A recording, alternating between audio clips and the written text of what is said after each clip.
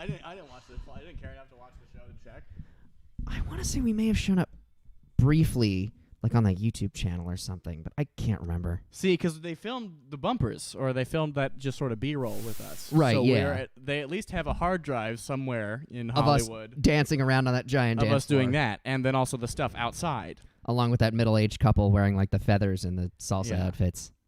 And also, yeah, and that little sort of moment outside as well, which we made them do, which I will always be immensely proud of. Oh yeah, that was the part where we were like playing. We and- were just busking, just sort of in the downtime, Right. And they're like, "Oh no, we'll bring some cameras over." I was like, "Okay, we were just being as we're opportunistic the as directors possible. now. We have the power. We made you make that decision." Holy shit, Raspberry Pi is streaming. So maybe, that was used as B-roll on the show. But I didn't care enough about the show to find out. I didn't either. Even though it's like you'd think I would, because it's like, oh, I might be on TV. Maybe.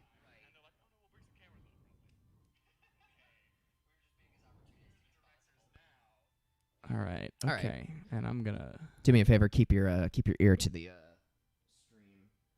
in a couple minutes when we really get into gear. Cool, especially now that we've got game audio. Hello, hi, howdy to anybody watching. Two watching, and it's not even me this time. Wow. Wow. Oh, Allison Martin's here. Have you seen her trombone cover of the Tailspin theme? No. It's so good, and she found the best excuse to work in the trombone like Doppler effect thing, like the. Oh yes. It's because it's the plane sound effect from Tailspin. Yeah. So cool. I love those. She does great covers. The Raspberry Pi YouTube channel is totally subscribed to her channel. Also, hello, Allison. How are you? We're here playing Streets of Rage. I'm going to play on Mania. I'm going to go for the brass ring. And it's probably going to end in disappointment, but that's okay, because this is just sort of a random stream. It also dawns on me I'm not very good at playing this game on the TV. I generally play it in a handheld fashion, but that's okay.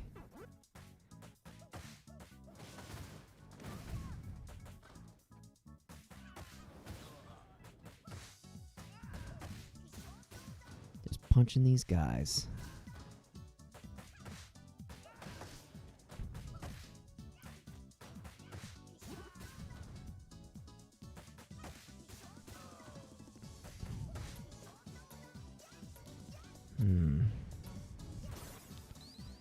And people, let us know if we sound okay. I actually might turn the TV volume down a little bit. That's surprisingly loud. Oh yeah, because that's like 14. There we go. There we go. Boom. You still talking to John? I'm sharing our stream on the Discord. Oh, that's right. Oh yeah. Woohoo! I'll throw a knife at this guy, and then another one at this guy. And I'll kick this guy. I almost typed we apostrophe RE and not we were. So that would be just the word we twice. We. We are. That's the adult. It's the porno version of Dance Dance Revolution. Yeah. We are. Oh, I just got that. That's great. Did you ever? Are you a DDR fan? Good at it? No, Question mark? I was not. Your boy is a king at DDR. I haven't played it in years, so I don't know. If it's like a riding the bike type of thing. But I wonder if I did it again with how good I would be. But I used to be, God, MLG Pro at that stuff back in like 5th, 4th grade. Really? Oh yeah. Yeah, I never got into the rhythm game thing. It was really more of a side-scrolling beat 'em up. Like when I would go to the movie theaters, I would always play the Simpsons arcade game. Yeah, nice. Okay. Which by that point was like 2 decades old. Because I'm pretty sure that game was in the movie theater since my brother and sister were kids. And they are Gen Xers. So... but it was a good game. But no, I never got into DDR. I imagine never got into Guitar Hero either. Did you? Yes. How good were you at it? Pretty good. And I'm trying to think about like which one I would have been better at, but I kind of played them at two different points in my life, so I don't have like a direct like I was not playing both at the same time in my life. I'd probably say I was better at DDR than I was at Guitar Hero. Yeah, Guitar Hero seems more meticulous and much more specific, whereas DDR like a full body thing. It's also, if you're a teenager, it's easier to do that stuff too, just because you can just jump around on the board as opposed to Guitar Hero, which you gotta have like some level of dexterity for. Yeah, and it's a very specific kind of dexterity. When Guitar Hero came out, I had just started playing actual guitar. Oh, so you were not interested? Yeah, I have the real thing. Yeah. Yeah, no, and I imagine most guitar players probably felt that way, where it's like, no, I'm already doing it, and the analog is actually not that great, which is fair. Like, from what I can remember, having played it briefly, it's like the approximation video game equivalent of playing these notes and these chords. It's like, it's fine. It's more of a rhythm game than anything else. Right, for sure. Like, the rhythms definitely match up effectively. Okay, watch this. But yeah, it's something like playing actual chords. What are we doing? Oh. Oh. Ooh. Ooh. Nothing. Oh, check this out.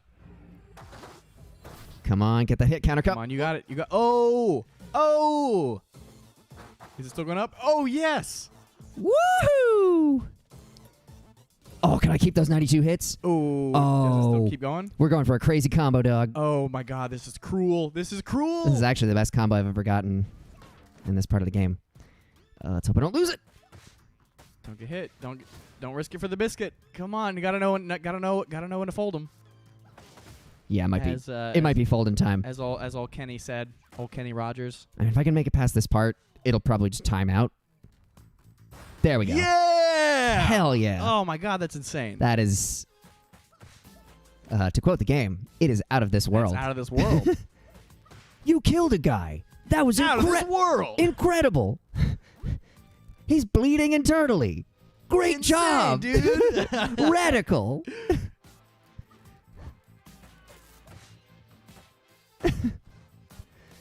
Boom.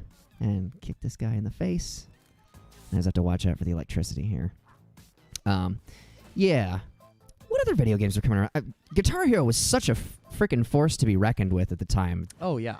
And I only had like one of the later ones. I never owned the earlier, OG Guitar Heroes. Like 1, 2, or 3. Right. No, I had a World Tour, which is the one that came out in competition with Rock Band. Yeah, Rock Band. Thank you. See, because this one's like, no, well now we have a drum kit too. We can do it. We can do the whole thing too. Right. They did the also, and by that point, rhythm games were already on their way out. Sort of. Yeah. Yeah, I watched Did You Know Gaming about Guitar Hero, and it was interesting because shipping and maintaining Guitar Hero was very difficult because you had to have the custom controllers for them, and that takes up a lot of floor space. Definitely. So stocking and inventory for Guitar Hero games and controllers specifically was really difficult because you didn't want to. If you overstock, the margins for error are much lower, and the price for floor space is basically much higher because they take up so much more space than a regular controller. But if you understock, you miss out on sales that you need. Okay, she should. Cool. All right, she can get back up. Yeah. Allison says the Guitar Hero episode of South Park is my favorite. It's very good. It is very good. It's quite silly. I watched some old South Park clips the other day. It still holds up. It's pretty funny. Huh. I also this one was sort of as rhythm games were starting to be less popular, but still I don't know how good. I'm gonna look up the numbers, how well it did. I played a DJ Hero. Was that the one where they made a big deal of like, Daft Punk's? There's like a remix of Harder, Better, Faster, Stronger dude, in there. Oh my God, this game was actually pretty cool. Like certainly with just the name, it seems very easy to make fun of, and it is, and you can, and you should. But so they had another sort of custom instrument thing that was, of course, a turntable. The analog, I guess, was technically closer to being a DJ than like a Guitar Hero is. Still, definitely not quite the same world. But yeah, they were all like you would basically play a mashup of songs or some remix of some songs. And yeah, and DJ Hero 1, yeah, featured some Daft Punk remixes. And God, you know, this definitely came out sort of around or just before the era of like how, you know, pop acapella, I guess, and like, you know, before just like a couple years before sort of Pitch Perfect did its thing. Right, you're talking about, was that like the Straight No Chaser sort of era? Maybe? I can't remember if they came before or after. But just like this idea of like, ooh, mashups and remixes are like very cool and very trendy. Right. And like, that was a thing since like the mid 2000s. yeah, definitely. Frickin' Linkin Park and Jay-Z, which was just terrible. Yeah. But like the actual like mixes, like the actual sort of like mashup mixes on DJ Hero, just as standalone, like if you just listen to them, were fucking awesome. Really? God, they were so good. They were incredible. And when we're done here, I will play several of them. And not the game, but just like see if I can find just like, you know, them in song form. Because as like, yes, mashups, they're just awesome. It was like, what they did, and it was always, they would do it for some songs, like would mash up with different, you know, a couple of times. Like there was a remix of "Heard It Through the Great" Marvin Gaye's "Heard It Through the Grapevine" with like and they did that one with a couple different ones. But it was so cool. What did they do it with? It's interesting. Oh, they did yeah, Marvin Gaye's "Heard It Through the Grapevine." Somebody told me. Oh, that's and cool. And it was great. It was so cool. And some of these mashups are just incredible. And then yeah, so they just like a whole sort of Daft Punk medley, which is also awesome. And that's part of the reason, you know, me being the Daft Punk stan that I am, was just one of the big appeals. And DJ Hero 2 featured Deadmau5, who I also loved very much back in the day. So this game was made for me. I was its target audience, and boy, did it work. It absolutely worked. Boy, did it, and no pun intended, it pushed all the right buttons. Because you had to push buttons. You had to push buttons on it. You know, that's how games work. But no, the game, like, it was a really cool sort of intuitive, you know, hardware sort of thing. It was very, very interesting gameplay. Well, also with fewer control surfaces, like, oh, you're talking two that in real life, if you're scratching discs as a vinyl DJ would, you're talking about two physical control surfaces, which I think would port much more effectively than the nuance of playing a guitar. Which is... No, definitely. Like, it was like you only had 3 buttons, and like sort of like the main idea they're trying to communicate, and also like a crossfader.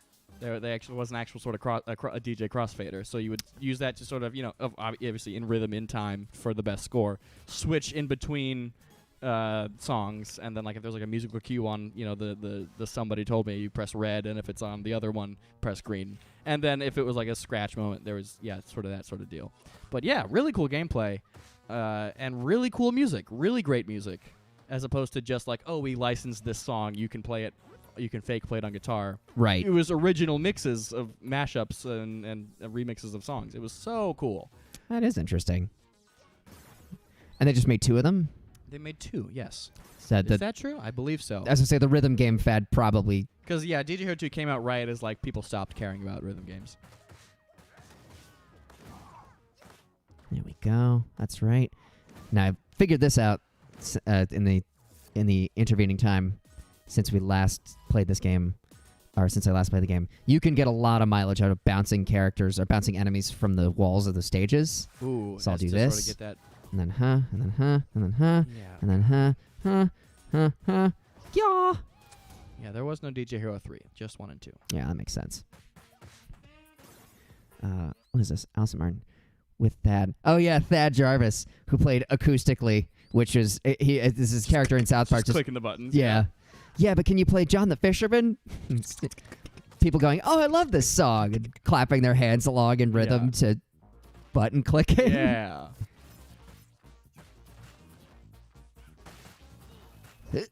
There we go. I like the random eagle in the background. Oh, yeah. There's a lot of fun background art in this game. Also, the fact that the cops are... I'm sure I talked about this on our actual playthrough of this game. But the cop... Or the Riot Gear cops, which I believe is a reference to RoboCop, because RoboCop, before he becomes RoboCop, is Murphy. Yes. Very fun. Yeah. And as perhaps Dick is... I'm going to guess that's a reference to Dick Tracy? Is he a detective or a cop? I want to say he was a detective, but And is that not the same thing? Are detectives law enforcement? A detective is a rank within law enforcement, Aha! but a private eye is its own thing. Right. Okay. And I don't know which one Dick believe Tracy was. Dick Tracy was a private eye? I don't know. I never saw the movie or read the... I believe it was a serialized comic. It was originally, yes. And then turned into a movie scored by Stephen Sondheim. Really? Yes, he did the score, and I think some original songs for Dick Tracy, which, again, I have also, just like you, not actually seen, but I know that fact to be true. Wasn't, like, Madonna in it? Or am I completely misremembering that? I will find out for you. Can you misremember something that you never saw to begin with? Yep. Oh, yeah. I believe I hallucinated a full Harry Potter book because I thought there was one before, one that was recognized as the first one, or that is actually the first one. But for the longest time, when I was a kid, obviously not now, I thought there had already been one even before that. So I, in my imagination, had just created a whole new book in the series that did not exist. What was it called? I don't know. Harry Potter and the dentist saw. What if it was something like really mundane? Harry Potter from my own world experience and imagination. Harry Potter really needs to start trying harder in math class. Yeah. Let's see the movie. Harry Potter and can we get popcorn? Madonna is in the movie. So okay, anyway, sweet. Yeah, I'm not as insane. is Al Pacino. So that's our next. We're gonna watch that movie. I'll watch it.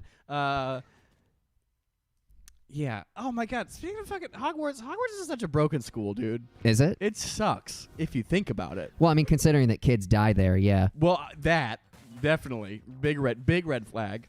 2, you take all these kids when they're children. Take them to a school that's been around since before the medieval ages, I think. And you teach them magic, potions, a new sport. And nowhere is it mentioned that they learn sort of English or math or actual history or, other things that just you would need to navigate the actual real world as well. Economics. Yeah. Statistics. None of them learn all that. And then also you have a sorting system and you keep the 1/4 of them that are actual Nazis. So, and you put them all in the same house. What? It's like sending kids to gay repression camp. What? And expecting them to become straight. It's like, no, they're gonna figure out how bone, dude. They're gonna figure out how they're not gonna lose their sexuality. They're gonna find it because they're all together, which is good. Be who you are. Unless it's a wizard Nazi, in which case, please don't. Yeah, or a Christian repression camp counselor. Don't do that either. That's bad for kids.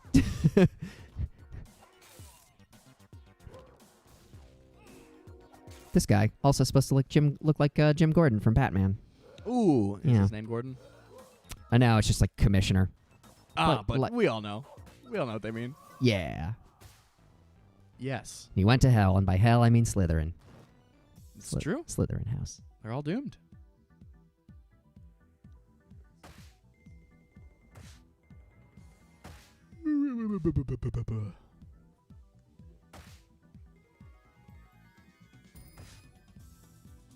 There we go.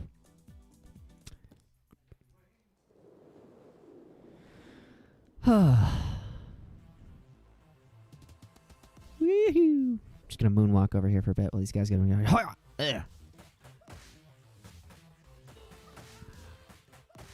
I also found out that if I do 3 punches in rapid succession against these baddies, I can just keep them in place and not have to worry about them. So I'll show you what I mean. Check this out. 1, 2, 3. 1, 2, 3. Oh. That's what I was doing to those robots earlier. You just found the right rhythm to lock that down? Yeah, it's like I can attack them, but they can't attack me. Yes. So if I can isolate a group of enemies, it's extremely handy. Oh, like right now. Aha! And Some- the wall! The wall that's not actually there. Yeah, sometimes they're weird about invisible walls what in this counts. game. There we go. Allison says, I'm sure J.K. Rowling has an explanation for all that. And I'm sure she does. The question is, do we want to hear it at this point? The answer is from me personally is no. I'm tired. I mean, I was never all that invested in her as a person or whatever to begin with. And, like, the books will always mean to the people that read them what they mean to them, which is the most important We're all part. just like, oh, we're done with you now. Sorry, Miss Rowling. Take it. Please Enjoy your millions of dollars. please collect your winnings and just shut up. Like, you had your time. You made your money. Enjoy the rest of your life. Go home. Yeah, did you read all of them when you were a kid? Nope. Saw all the movies though.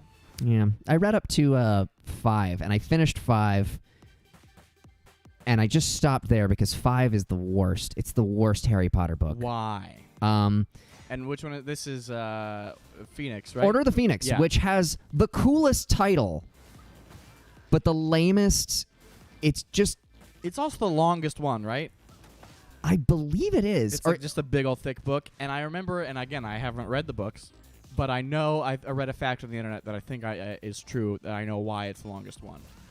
Why It's is that? She had written, and I don't know what the plot hole was, but had written some terrible, like, sort of just gaping plot hole, and then spent the whole book trying to fix it. And Tried to that's- retcon. Yeah, and that's why it's the longest one, because she didn't like rewrite it or like sort of do all that, but just like had a problem and then used the whole story to try to fix that problem. Yeah. I don't have any more specifics beyond that, and I wish I did, but I think that's a thing. I just remember not a whole lot happens, and the Order of the Phoenix is played up as this super cool fighting, this magical force, but they suck, and they're completely ineffective at stopping the machinations of Voldemort. And then also throughout the book, it's 15-year-old Harry Potter, so he's like angsty teenage, like listens to emo music. Harry Potter, he doesn't actually listen to emo music, but it's like that personality type. And I was around that age at that time, and I just was around those kinds of people, and I found them to be unbearable in real life. So you can bet your ass I didn't want to read about Yeah. some whiny kid who just happened to have magic powers.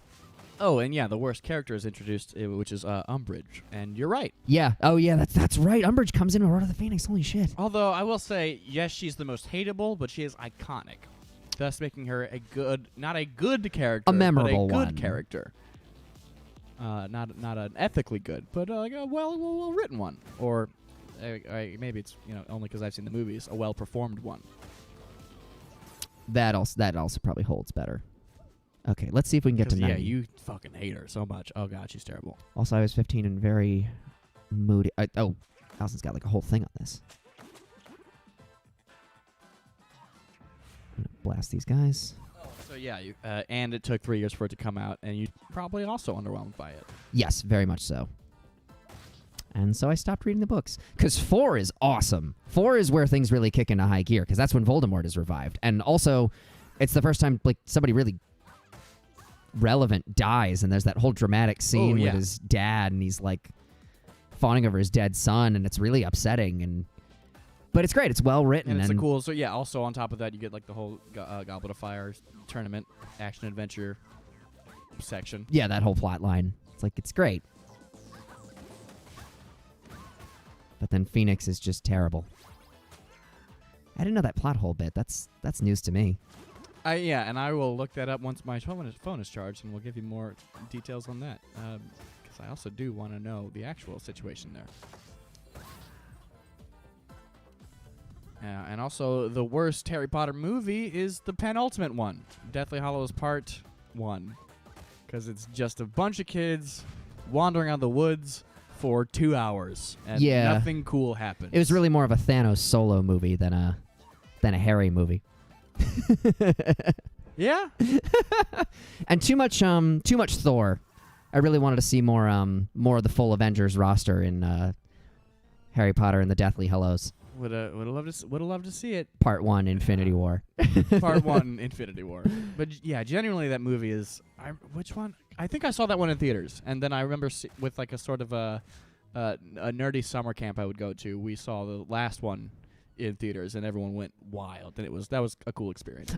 To be surrounded by people that like definitely were passionate about it, and like could explain like why the stuff was cool and important to me, and like we're like cheering audibly when like Bellatrix Lestrange, whatever her name is died. They were like, yeah, well, she did it, and it was just really cool. Oh, and frickin' Ron's mom wastes her. Yeah, and like people like I was with a whole group of people on like a sort of summer camp field trip that cared about that. And Yeah. it was kind of cool to just be part of that energy, even though I knew nothing about it all.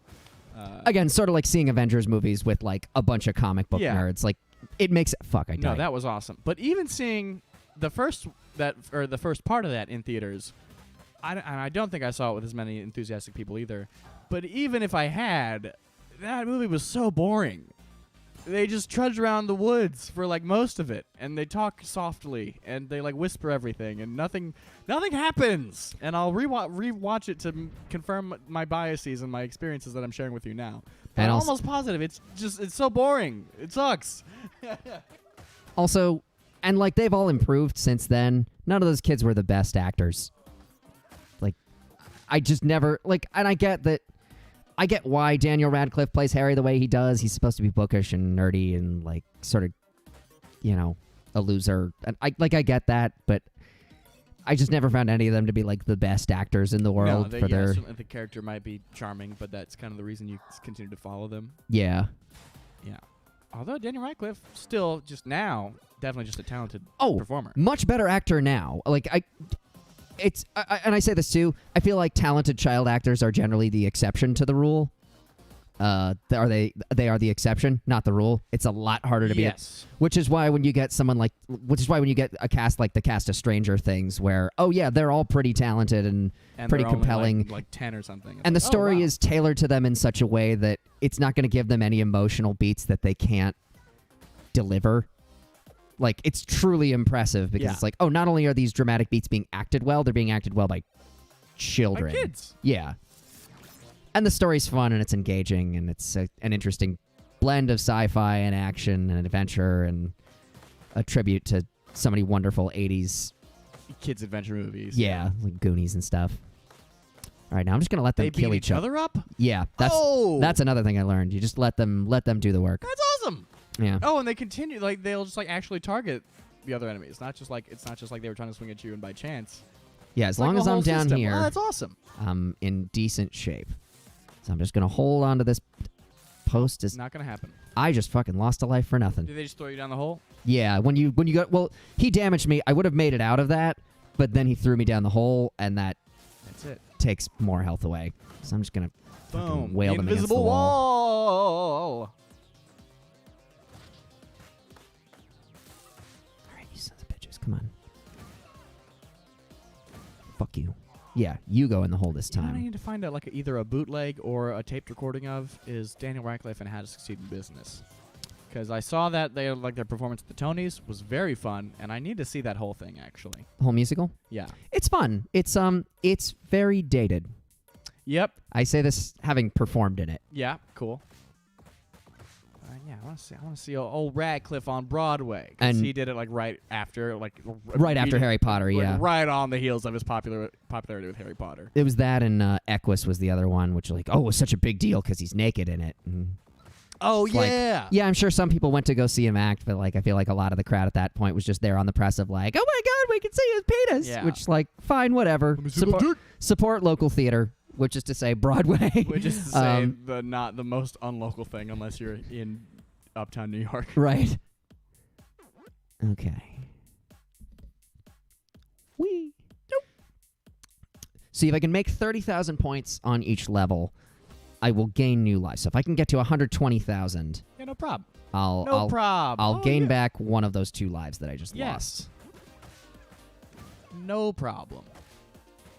We'll say this section does get a little hectic, though.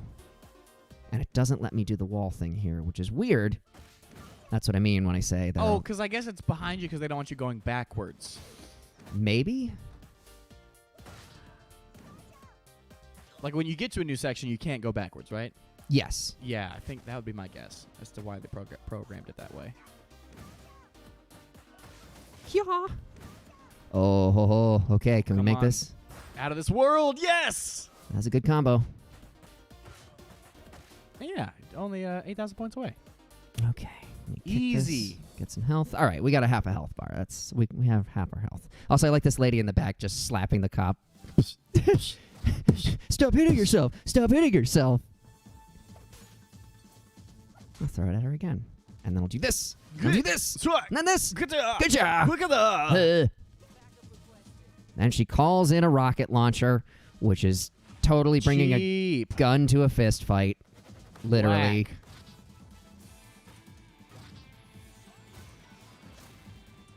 All right, come on, bitch. Damn it. No, let me out. This part can get really frustrating. Let me get the turkey. I also have 3 stars. I suppose I could use one on her. And then kick. And then kick and kick. Ooh. And do this. And she's not the end of the level, right? She is the end of the level. Oh, okay. So Yeah, you so need to once it get those 4, 3, those 7,000 points. Like, oh, but yeah, okay, all right.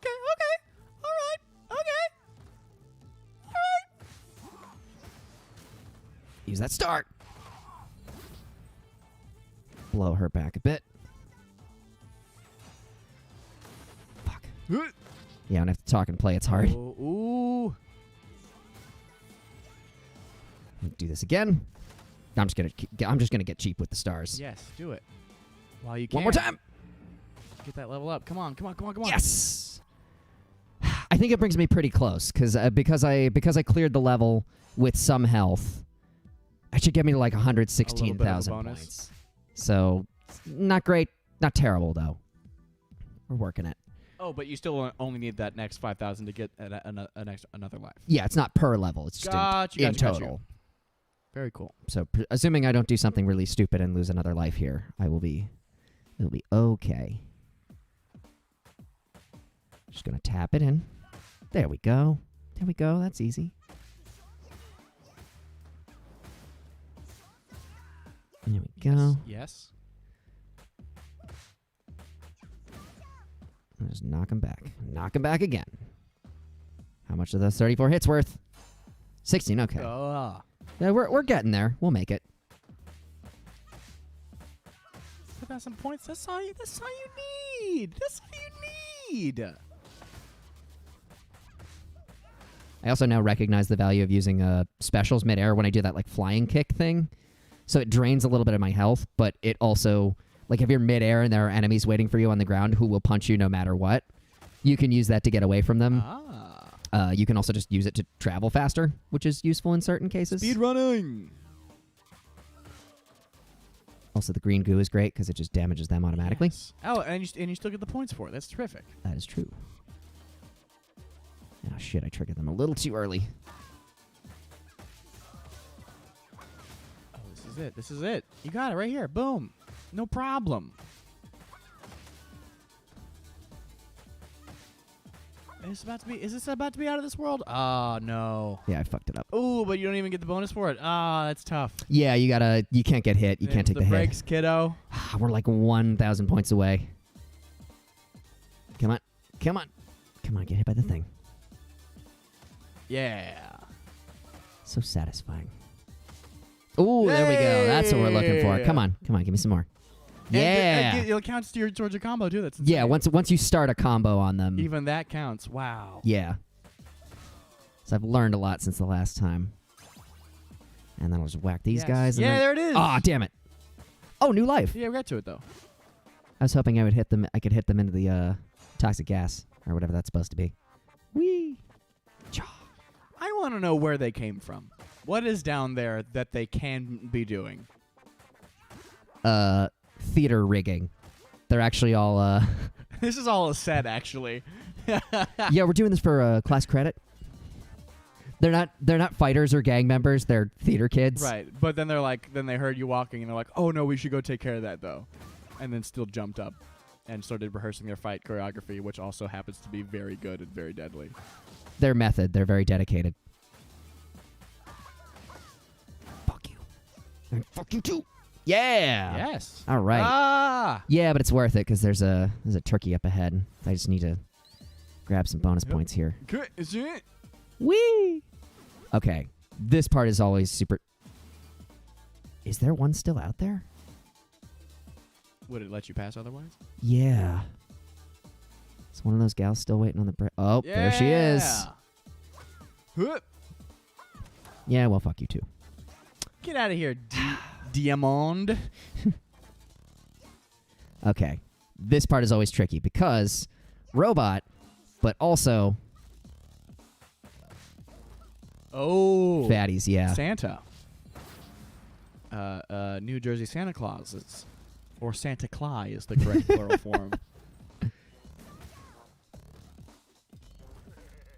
I don't even care about losing points at this juncture. I just want to make sure I don't die if I can avoid it. Oh, that's looking pretty slim right now. Oh, no. Oh, he's in trouble, folks. Okay, that's 1 down. Come on. 2 down. Yes! Yeah. Woohoo! Ooh. Coming in clutch, but we did it. Also, I like the giant Beats by Dre speakers. Yeah. It's got the same like branding. This big old sort of industrial look. Oh, yes. And he's just, kicking the stall, as you do. How did they animate my high school bathroom in this game? That's insane. Did you ever, I'm sure I've asked this before, but did you ever go to the bathroom during school just to get out of class for a minute? 100%. I never did that. I never got that, man. Oh, absolutely. Even when working a crappy dead-end job, I could never get away with, Taking like an extended bathroom break. Yeah, In because school I did. For work, never really. also because at school, people are in there taking nasty shits. Right. No, yeah, I would just just go hide in a stall and be like, well, I'm here for a bit, and then not do anything. Not often, but often enough where it's where I can definitely answer that question with a confident yes. Not like I was just skipping out on classes, every day. Hashtag troublemaker, but just I'm having a rough day, and just would find an excuse to disappear.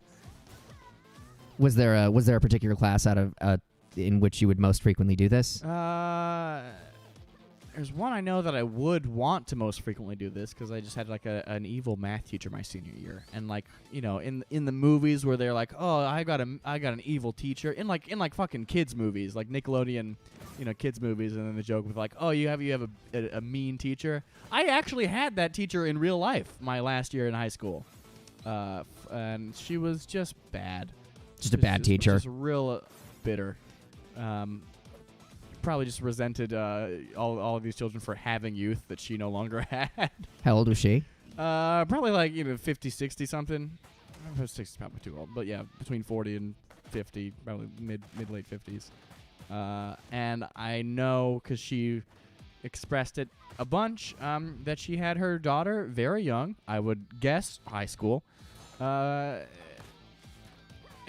probably just resented high schoolers that hadn't had children yet because they're not going to ruin their life in the same way that she had. They had the youth that she gave up. Yeah, so she was just very flippant and short temper, and would punish some students for one thing and then others for doing this, not others, even though they did the same thing. It was a bad time. Wow. Yeah, no, that sounds horrible. And and I was a pretty good student, and I still caught the brunt of her wrath every once in a while. Even the most perfect student in her class would catch the brunt of her wrath every once in a while. Except, and of course she picked one to be a favorite. And you know what? I don't want to be like, oh, I had an evil math teacher and she was a witch, bro. Because that's definitely a plot from a Nickelodeon movie.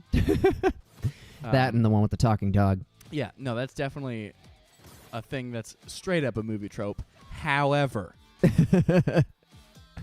here comes that asterisk. She had a favorite student who could do no wrong, of course, who sat in the front and was all, as a person. Even I knew this student, who as one of my peers was also in some of the same extracurriculars as me.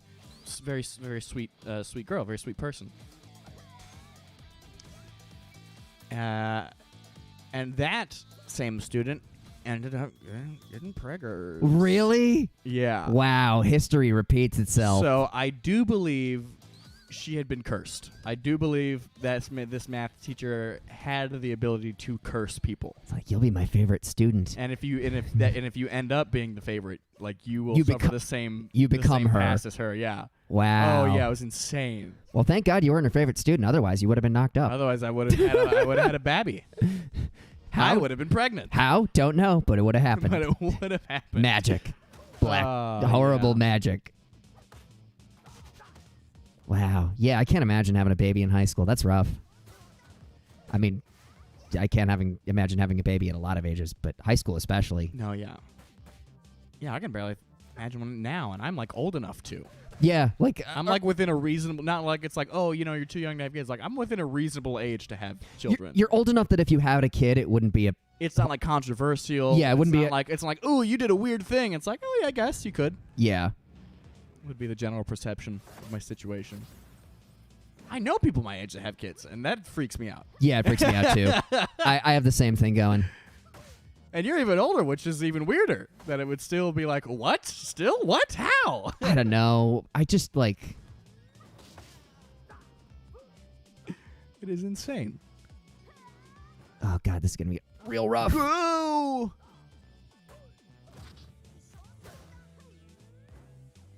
One of these has a turkey in it. One of these has a turkey in it. One of the bikes is a turkey.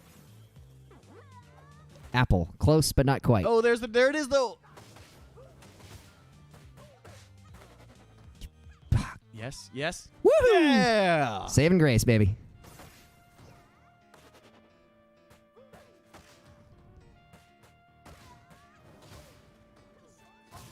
Oh, there we go. Yeah. Pulled that one out of the Beat fire. up Freddie Mercury. Although apparently if you don't destroy the bikes, you don't have to fight the bikers. Interesting. But I destroyed almost all of them for whatever reason, because why not? Oh, God. Wait, so if you don't break them, they don't show up? They do not show up. You just fight Freddie Mercury. Huh. Cool.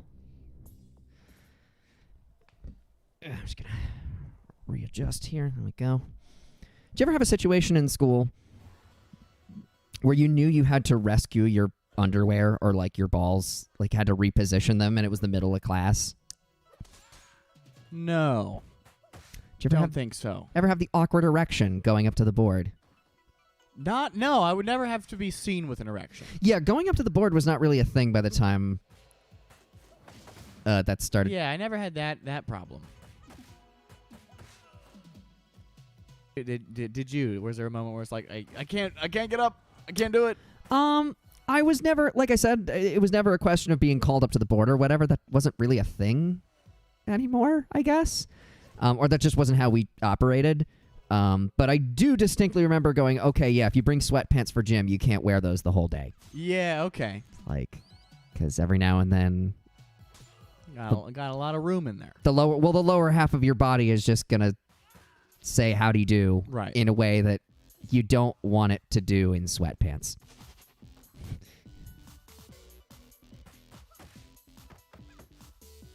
Throw this into this That's a cheap guy. move. Yeah, they can block, which is like the most annoying thing. It's gonna get Whack. once we get to level 9, it gets ridiculously cheap. Is that what is that what we're on or no? No, this is still coming 6. up? Oh, okay. It gets cheaper. It gets cheaper, my friend. Just you wait. But watch. Here's something cheap I can do. 1, Yes. 2, Boom. 2, 3, Pow. and then 1, and then yeah. There we go. And then I'll just get this lady going by this and then this. There we go. And then she'll stand up and I'll just. There we go. Can't do it. Not allowed. Cool. You been watching any good anime lately? No, I've not felt the motivation to watch much of anything, which is weird because with all the like. With all the time you have, you think you would. No, I'm also in a similar boat where the only other things I watch are like, you know, just weird, random things recommended to me on YouTube, be it commentary channels or a guy talking about a hybrid CD and record player. Wait. We're talking about technology connection. Oh, We're wait. Did you see that? I think that there's this channel that does like a lot of stuff about tape players and stuff. Mm-hmm. I think we might be thinking of the same channel. Does or the he? guy who did the video about the mini DVD player. Probably. Yeah. Does he wear like a tweed jacket and have a little black sort of eraser-shaped haircut? Maybe? And his backdrop is a bunch of squares filled with other antique electronic devices? I think this might be a different guy because the guy I'm thinking of doesn't really show his face a whole lot. Oh, in no, his- this guy's all face presentation. Okay. But yeah, it does. So that's the only other thing I watched. But I did watch all of One Punch Man season 2 the other day. How was it? Pretty good. And I want to revisit JoJo's Bizarre Adventure because I want to actually like go through that whole series. There's not too much of it, like a sort of like not like your One Piece sort of types of situations. Yeah, the where endless. It's like all you can watch it all in a reasonable amount of time. Right. Yeah, it doesn't demand your entire So- life of you. But even One Punch Man is even less. It only has 2 seasons that came out 5 years apart from each other, or 4 years. Yeah. See, that's handy. That's And reasonable. there's like only like a handful of episodes per season. Yeah, One Punch Man's pretty good. It gets still amusing. But they'll always have like a million subplots kind of happening at the same time. Season 2 has like is less episodic and has like a more of like series long arcs. It's more serialized. Yeah. Whereas like One Punch Man is like sort of like one thing happens per episode, Right. and that's exciting. It's almost a villain of the week kind of thing. Yeah. This one there's like a running villain the whole time, but Saitama, spoiler alert, doesn't even fight him on the last episode. He fights another ultimate villain that had been happening. Although I understand why they don't do Saitama fights a bunch, because you know what happens. He beats him in one punch, no Yeah. matter what. That's N- inevitable. Not that interesting. So they always like feature other superhero, like if you know anything about it, it's like a bunch of heroes in part of the Hero Association, sort of pseudo superhero / comic book / anime, heroes with superpowers, Right. in a world that's like has a corporation surrounding them and whatnot. And there's always a lot like for me, I just want to know. I just want to see Saitama do the one punch a whole bunch. Right. But they'll like spend a lot of time on all of these other characters, and there's like not an overwhelming amount, but it's like no, just go back to the main guy. I want to see what he's up to. But they do that really not even that often, and especially in season 2 when around with this one villain arc. One of like 3 main villains for the series or for the season. Who, of course, does not come into direct conflict with Saitama because No, yeah, Saitama never runs into this one. Or he Because- does, but it's like by accident. That kind of gag is pretty silly. because we know what would happen if he did. Yeah, because this guy is hyped up as like the guy who's trying to make himself stronger than any other hero, and is fighting on the side of the monsters. He's like, no, but I'm the hero hunter. And and you find out like the fight scenes for when they do have for the heroes that aren't One Punch Man, the fight scenes are awesome because obviously they're drawn out. Also, they have to be. Because otherwise they would just be the one punches. Oh yeah. But they do a lot of the whole anime sort of mid fight exposition thing, and Right, lots of backstory. and explaining like why this attack didn't work because like I'm in this position, I'm surrounded on all sides, so I'm actually at a disadvantage. But they have to tell you that because like there's so much disbelief that has to be suspended otherwise. Right. So they have to be like, no, this is working in this way because aha. So that's both a fun thing and a thing I complain about. It's both at the same time. It's the Naruto special.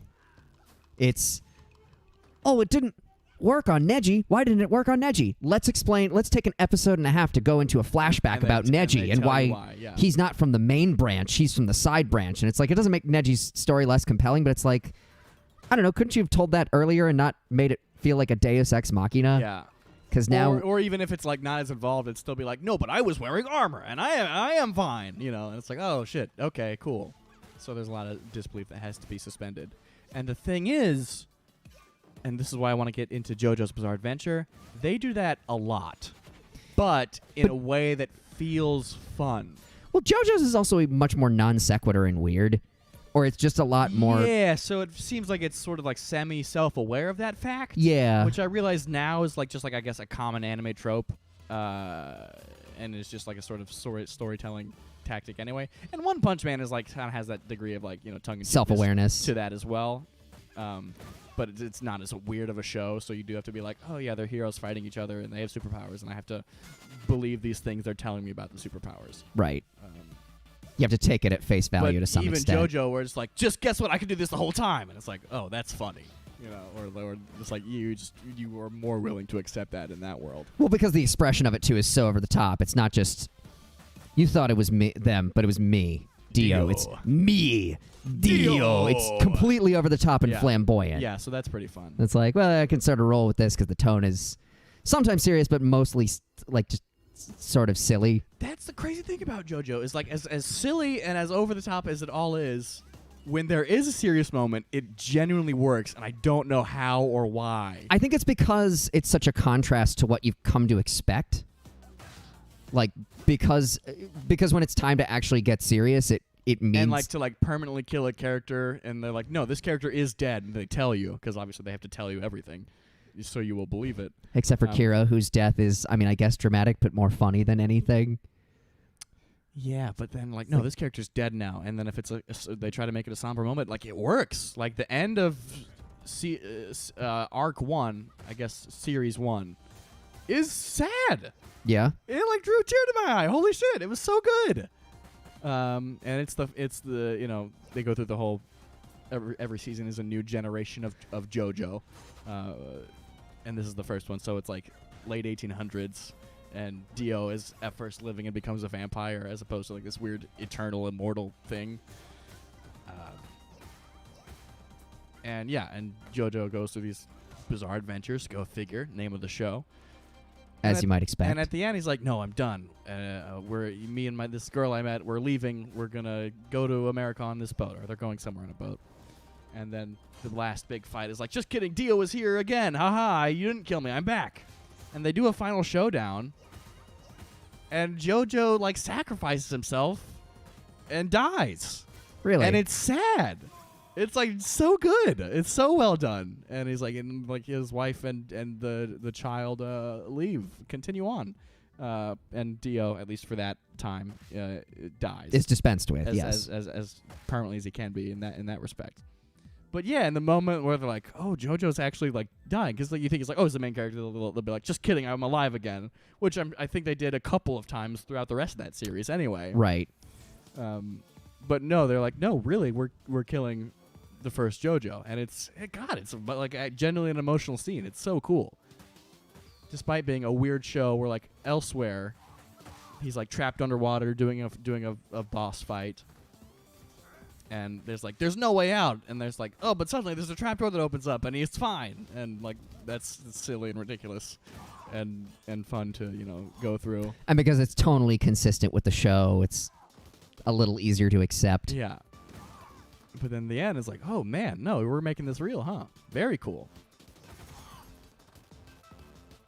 At this stage, if you can really get a handle on it, you barely have to do any work to fight the baddies. You can just like deflect them off walls and. Well, you can wait for because there are train stops that come up, like overhangs, and it'll hit them, all in a giant group. Oh man, that guy's just taking the cops out. He's going for it. He's got that lead pipe. Let and him everything. live. Let that one live. Oh God, I am not doing super well. Are we topping the PB today, boys? What? The personal best? Oh, no, not even close. Is this the day we beat our high score? Is it going down? I'm yelling timber. You'll be the one I won't forget. Oh, God. Oh, Jesus. So much of it is positioning, too. I have to get myself in an advantageous position, and I am not in one of those right now. Swing! Again, as we've learned from many of our other playthrough series, you gotta do anime noises, otherwise it doesn't work.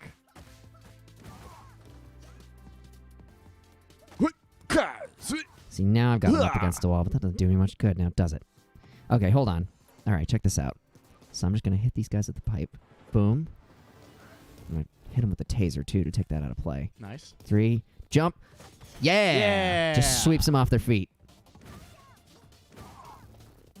All I have to do is keep them back for a little bit. Oh, sweet, extra life.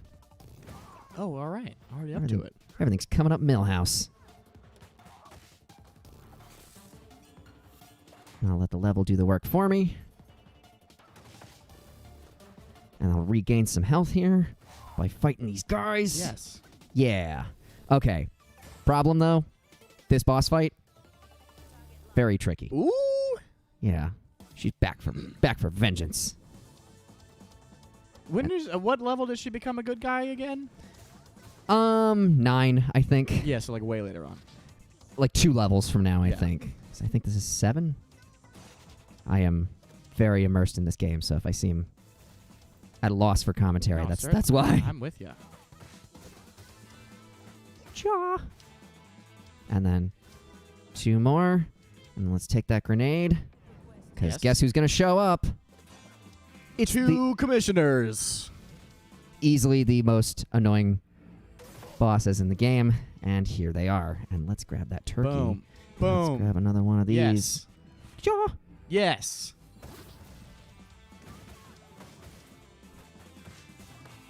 See, if I can just keep the fighting on her, I can beat this without losing a bunch of health or potentially another life. Ooh, the grapple. The grapple. God, they make it hard. Hey, you know what music isn't as bad as people said it was? Dubstep. Go on. I've been revisiting a lot of dubstep lately, and a lot of stuff I used to listen to, and I'm like, actually, it's not awful. Damn It can be quite well executed. Certainly, like many trendy genres that become fads, there's enough stuff that people are like, made, and it's derivative, and it's like an attempt to cash in on it. But a lot of it, a little of it, is pretty good, and is a unique style that I still actually am coming to find myself enjoying again, even still. I think a lot of it, too, as with any new genre, what one could potentially call a fad genre, before it really gets co-opted in the mainstream, or once it gets co-opted in the mainstream, you get an oversaturation of it. Like disco is the same way. The reason disco was so hated, I mean, aside from some ethnic and sexual orientation issues that like white, straight, male, rock-oriented America had with disco music, which I can get into another time. It also, it really was everywhere. If you listen to most major pop artists, even from the 60s, if they were still around in 1977... They came out with a disco. They put out a disco record, because at the time, it just seemed like, oh yeah, this is the new sound. In the same way that everybody is making songs with trap beats now, even if you're like Katy Perry. Yeah. Like, dubstep just happened to have very visceral, very guttural sounds. So it's very easy to parody and very easy to lay into. And then also coupled with the fact that, oh yeah, everybody was biting this because... Yeah. Well, And there was like a weird sort of scene associated with it. Yeah. So certainly that's part of it. It was also a new emergence of a kind of rave culture, Right. which was only just really hitting the mainstream. If you think of stuff like Tonight by the Black Eyed Peas, like that's the first major example, or it's one of the first major examples I can think of rave culture mashing up with mainstream culture, and especially with hip-hop culture, which at this point is mainstream culture. Yes. And it's interesting how all that plays out. But yeah. Sorry, I didn't mean to... No, that's a relevant tangent. I didn't mean to say but yeah, as if I was segueing back into my original point. That's part of my original point. Yeah, it was shit on because of like certain extra things going on. But like even your Skrillex, I was re-listening to Scary Monsters and Nice Sprites, as meany of a song as that was back in 2010, and as much hate as it's like, oh, it's just weird noises. It's like a cool sort of like destructive take on electronic dance music, just like sort of weird, not like what noise rock is to the EDM scene. Right. Yeah, and we can enjoy noise rock every once in a while. We can enjoy noisy, destructive, garbage sounds, but like garbage intentionally. It's very fun. Well, and then later on that same album is a song that's not even a dubstep song called With You Friends, and it's a great sort of progressive house track. It's so good. Get out of town. Skrillex is good. This is a hill I will die on. I think some of it is also a question of acclimation, too. So if you consider those sounds, at the time, they were pretty radical just because... fuck me. Yeah, it's just weird random... I mean, I say random, but, deliberate at times. Sound effects in the middle of, like, what is otherwise just sort of like a house track. Yeah. Whereas if you listen to... I mean, again, going back to, like, trap music now, listen to a lot of that stuff, it's much more hard... Like, if you had played that for someone in 2005, they would have been like, what the fuck is this? Exactly. This is way too heavy. Yeah, certainly that's kind of what... dubstep helps sort of, I guess, lead the way for in some ways. Not not on its own, of course. No, but, like, musical subgenres help... It's postmodernism. We're all building on the shoulders of the thing that came right before us. Dubstep begets this, which begets that, which begets trap, which begets what have you. Yeah. Also, this is my favorite screen of the whole game. It's this specific scene. Like, so this whole lush. level is great, but this one especially is like my favorite scene from it all. This is also where the soundtrack of this level kicks into high gear because it's where the sax solo comes in. That's right. Let's throw some grenades at you. Also, Jake, you are not late. Welcome aboard. We have approximately 30 minutes left of the stream. Yeah, we're just I figured because we weren't doing like an announced stream, we would just play something with low stakes where it's like, oh, people aren't, we didn't play Animal Crossing, otherwise we would have advertised it. Right. No one's clamoring for it, but we're here to have a good time, and thank you for being here. 4 viewers tops that have been with us this whole time. Thank you. You're appreciated. You are loved. That's actually not bad for an unannounced stream. That's pretty good. And if you are still here watching this video, drop a like. Yeah, seriously, like the video. It does help us take over the world. I did my part. I gave it a like.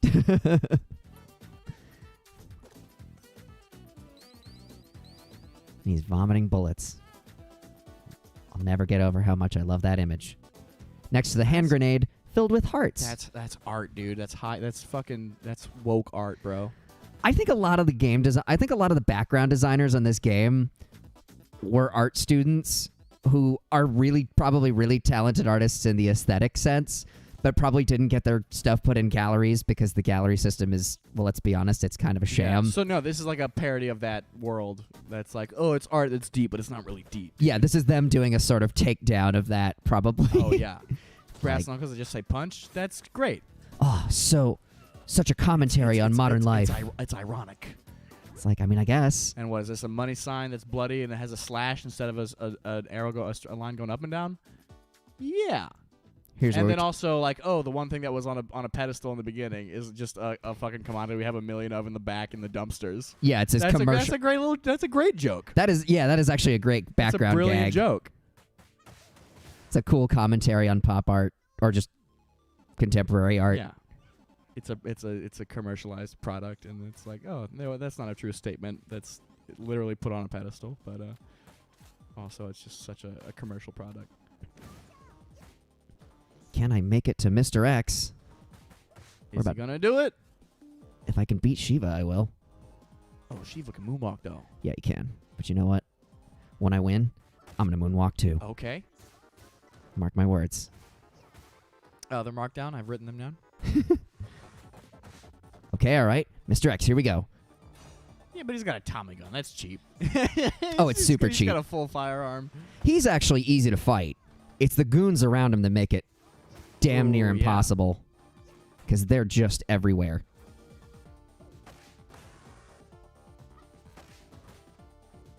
Come on. Come on, baby. Oh, is he going to lose a life? Is it going down? Probably. Fuck! Oh, I was so close. Jake says punch. So true, man. So true, bro. Big if true. Also, I like the... What is the note on it? Shipping to Paris. Yeah. Oh! Sick burn, dude. We all know what's under that sheet. Which is based on a real-life thing, by the way. What? Yeah, that was a public display. That was a public modern art display in Paris where they just displayed a giant butt plug. Oh, so that's not a joke about the French. That's like a comment on like an actual thing that happened. That is. Oh, see, I was being offensive. That's actually brilliant. Or I was thinking it was offensive. Still funny, though. Yeah, I also figured out how to combo up on these ladies with the magic snakes. On this boss fight? Yes. To speed it up a little bit, or at least maybe decrease the chance of me dying. Because you only have that. Is 0 to 0? Oh, you got a second one though, so you're good. Life is okay. Oh, you do not lose it if you don't beat the arcade thing. You just that's just a bonus thing. Oh, okay. Which is why I bothered to do it. It's like there are technically no stakes to it other than all right. Then the extra points. Yeah. Throw you over here. No. Heh. Yeah. So if I lose at that arcade cabinet, no big deal. No loss. And I still gained extra points from getting combos in. Yeah. Okay. All right. Okay. And once I reach 210, I'm at 207 now, I will get an extra life. But I'm going to hold out just a little bit longer because if I grab that turkey, it's going to give me 1,000 automatic points. Woohoo! And Yes. death to you. Yes. Yeah. Jake, how are you doing tonight? What are you up to, man? Doug and or audience, do you have any sort of, I guess, what you might call guilty pleasure music, or just music that, like, you know, was sort of thought of as something that you would still defend to this day? Music upon which you would be frowned for putting an aux cord into in a Yeah. long car drive? Car trip? Right. Assuming that it's like with an everyman or like with an extreme critic, because like again with me, there's never any wrong answers, and in our Raspberry Pi Discord, if you're in the music lounge, there are never any wrong answers. That's That's in the description. I tried to make that very clear. You can play anything you want. You can play Nyan Cat for 10 hours. That'd be fine. Maybe skip it after 6, though. Yeah. Other people might want to listen to Might something be a little else. upset, but there are no wrong answers because Nyan Cat again is very catchy. It is. But yeah, what if you know other people might consider a guilty pleasure? What is something you would still like? Not just be like, no, I like this and it's a guilty pleasure, but like you would defend it. You would like kind of not write a whole ass thesis, but like I just went on a whole tirade about dubstep music and Skrillex, so something similar that you have. Here's the thing. I also don't really believe in guilty pleasures. Right? Yeah, that's what I mean. Like I don't, but what you could be considered one. What's like a hot take that I could defend musically? While playing Streets of Rage. Yeah, you got it. Oh, that's a hard question. No problem. Easy. No problem. Like certainly, we'll stand and defend disco, and if we were around in 1981, we would be those fucking guys that still listen to disco. We'd be the late period disco listeners. Also known as Europeans, because it Yeah. never died in Europe. Oh, fun. Yeah. They didn't have that same disco sucks backlash. That was an No. exclusively American thing. And also, yeah, what is it? The day disco died, the demolition derby at the one baseball game. Oh, Disco Demolition at Yes. the Chicago White Sox game. Yeah. Which was really just based on a little bit of racism. Racism, Just a bunch- sexism, and just a- also a lot of homophobia. Yeah, just a bunch of little shitty white dudes. We're like, no, we don't like disco anymore. Because it's playing on the radio, and they used to play rock on the radio, and Jimmy Page is awesome, even though he, like, as a guitar player and a riff writer, yeah, great, but as a person, Not the best. kind of a shitbag. And, like, whatever. Like, Allison says Selena Gomez. Hey, I'm with you. she's fine. I support that. I'm okay with kid stars getting into music as long as they have something relevant to do. Like, you know what? Paul McCartney and Wings. I will defend the notion that they were a good band because I've gotten hate on our Facebook videos for wearing a Paul McCartney and Wings T-shirt, Oh shit! Yeah, which I think is ridiculous because that's right. they were almost the Beatles of the 70s in terms of size and influence. Like they could pack arenas just as effectively as Led Zeppelin could, and they weren't horrible people. And they didn't date teenagers. That too. Really just Jimmy Page. Everybody else in Led Zeppelin seemed okay. But Yeah, no, I mean, say what you want even about the quality of Wings, which I'm into. Well, I can dig it. Back to the Egg. That's a song or an album? album. It's the one with Old Siam Sir and There's one song from Back to the Egg that like showed up in my Spotify discovery list, and then Arrow Through Me, I think you're thinking that's of. exactly what it was. It's such a good song. Yeah, and it wasn't until afterwards that I was like, hey, who was that? Oh shit, that was Wings. That was Paul McCartney and Wings? Oh fuck. Yeah, the thing that makes Paul McCartney and Wings so great is the versatility. They tackled so many genres and so Yeah. many styles. Like pretty much every major genre of the 70s, including hard rock and progressive rock, is represented in the Wings canon. Yeah, and That comes from one man. That's pretty impressive. Yeah, and whether or not it's good, and again, I will say that it is, as case in point, Arrow Through Me, and all the other things you mentioned, is that it let Paul McCartney not just be that guy from the Beatles. Yeah, he's the only one who I ever feel really lived down his image of being a Beatle. It's like, oh, in the 70s, there were people coming to Wings shows who had no idea that he was a Beatle Yeah, back in that's the great. day. Like, and that's saying something. You're competing against arguably the greatest musical force of all time that you also happen to be 1/4 of. How do you follow that? How do you, like, just as a writer and as a performer, how do you get up the gall to confront that? That's a huge. That's like if Raspberry Pi became the biggest band in the world, and then one of us tried to go solo, And it's like, okay, but then you have to compete against this entire back catalog that you have, and every time you make any kind of live appearance, everybody in the audience is going to be going, play Love Do Seat. the other thing, yeah. Yeah. We're staring into the sun. Oh. Still hating on Imagine Dragons, though. Yeah. Yeah, if someone answered that, again, I wouldn't judge them. I'm just not into it. Yeah. But that's still not a wrong answer. Like that, it's to be like, oh, that's a stupid thing to enjoy. That's just a dumb thing to say, regardless of what you're talking about. Yeah, if you dig it, you dig it. It's like I would happen to disagree with Imagine Dragons being like the #1 rock band of the last 10 years, just because it's like, is that how you define rock? But then I don't have a better definition for what rock music is supposed to sound like. I'm air quoting super hard right now. You can't see it. I mean, I went on my whole tirade of dubstep, and the song Radioactive has notes of dubstep. And I don't mean musical notes. I mean like an air, a dash of dubstep. And again, because and it's fun. I like that song. That song's great. And it was just also of the era too. Like it, in the same way that if you listen to "That's What I Like" by Bruno Mars, it's a pop song, but it definitely has some trap elements to it. Yeah. Because it's just, it's around, and you soak some of that up. You can't, unless you're living under a rock, you're not gonna not catch some of that, and that's okay. I happen to like a lot of those dinosaurs that made disco records in the 70s. Very helpful. Like Rolling Stones' "Miss You." That's a great song. Put it this way, it's the Rolling Stones song I can remember offhand the most easily. Fun. For me, it's a Beast of Burden.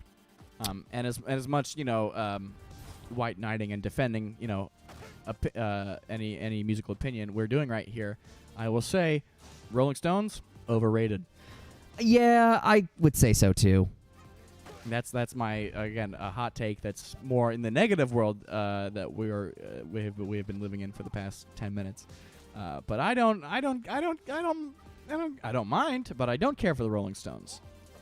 I get what in terms of like in comparison to other like British invasion rock bands at the time. They're fine. They did a good job. They did. The one thing that they do really well. Like, if you ask me to define what rock and roll is as a sound, I might play you the first 30 seconds of "Can't You Hear Me Knockin'" by the Rolling Stones. Yeah, okay. If that's not what rock and roll sounds like, I might be grossly misinformed as to what rock and roll is. Yeah. That doesn't mean I always necessarily want to hear that, but damn if that's not a good representation. The problem is and it's not to say the Stones don't have versatility. They can get around, as evidenced by "Miss You." Like, that's a disco song. But I've said this before, and I will say it again. I feel like the difference between the Beatles and the Rolling Stones is that... That guy just yeeted himself out of the elevator. You know what? I'll take that. You didn't even hit him. He's like, I'm out. Oh, God. Oh, God. Can I make it without losing a life? You got it. Oh, God. You got it. Yes! Yeah, dude. Oh, my God. I live to die another day. I'll probably die on the next level instead of this one. I like Beast of Bird. And you know why I think I'm now suddenly so emotional about this take, is that like a YouTube recommended like Rolling Stones do Beast of Burden live at Wembley Stadium or something, some big old stadium performance. Right. And I love that song. That's my favorite Rolling Stones song is Beast of Burden. Okay. And I'm really not that familiar with the Rolling Stones catalog. So, again, every opinion I have is me being like, I know like 3 songs off the top of my head anyway. Right, so yeah. that's why I'm like, oh, they're so mediocre. But I know like 3 things. So that's really my fault, if anything. And Beast of Burden is one of them. And I was like, ooh, I'll see how they do it live. And maybe it's just my disappointment with like Mick Jagger as a vocalist. But I was like, oh, he's really not even that strong. On the record, he does a pretty good job. But live, he just kind of shouts it. Kind of just shouts the song. And this is like a recording from like 1981. Right, so they're not... So it's not like, he's like old as sand. Yeah, they're not past their prime yet. Right. So there's like, oh, no, you still got it. But this is what it is. Well, part of it, it's an attitude. More than anything, the Stones thing is a vibe. It's an attitude. And that I kind of got and that I can get behind. And the guitar riff is great. It's a gorgeous guitar riff. I love that song. And I love the clear parallels between like that song and like, something like the Red Hot Chili Peppers. Yeah. I'm like, oh, I see the influence immediately. Yeah, absolutely. That's very cool. Mark says a pinch of dubstep in Radioactive. just a pinch, absolutely. The thing is, the Stones have that shtick. They have that attitude. They have that one vibe, and they do it really well. But the thing is, the Beatles, if you listen to like a lot of their stuff, they could do something pretty similar, But then they could also do like 24 other things. Yeah, and like weird psychedelic things, and weird sort of ballady things. Oh yeah, And seriousness in pop music. yeah. I believe, and I saw this because I was looking up I had pulled up like the sort of genius lyrics as I was listening on Spotify to not with help from my friends, the other sad one by John Lennon. Imagine. Doom da bude bude. There are places I remember in my In life. my life. Thank you so much. Apparently he's quoted as that was like his first sort of like artistic song that he wrote, or to him, that's like the first sort of like true piece of art that he wrote. That's what I learned that day by looking at the genius lyrics on Spotify. Because like in between, it's like give you like a fact about the song or something, as opposed to just give you the lyrics. Right. But they're like, oh yeah, John Lennon said in an interview, like that's kind of like the first sort of like genuine Piece of art. artistic song he wrote. Yeah. I think Help ranks pretty high up there too, because Help was honest at the time. He was like, "Oh, it's a call for help," and it was the Yeah. title track for the movie, but it was a call for help on his part because he felt like the Beatles thing was starting to make him crazy. Does he sings the lead on that one too? Yep. Oh, okay. But it's early rave up period Beatles, so it's harder to like. It's a little harder to make out who has the lead Right. vocal. Yeah, because until just now I thought that was also fronted and sung by Paul McCartney, but nope. No, Paul McCartney did write "Hard Day's Night" though, which is the title track to their previous movie album. Jake says, in his opinion, the best rock band is Queen. And also, I am there with you.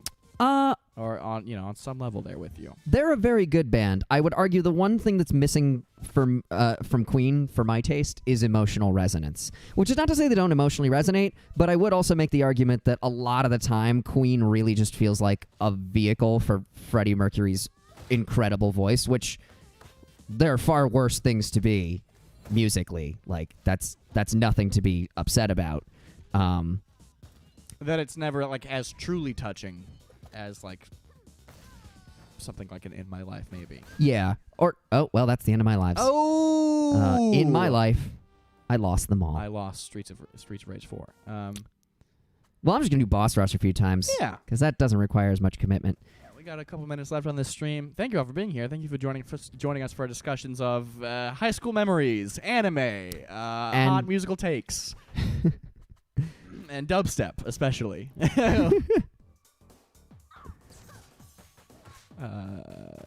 Yeah, although, and I was watching, and I haven't seen Bohemian Rhapsody the movie yet, actually, and I don't intend to.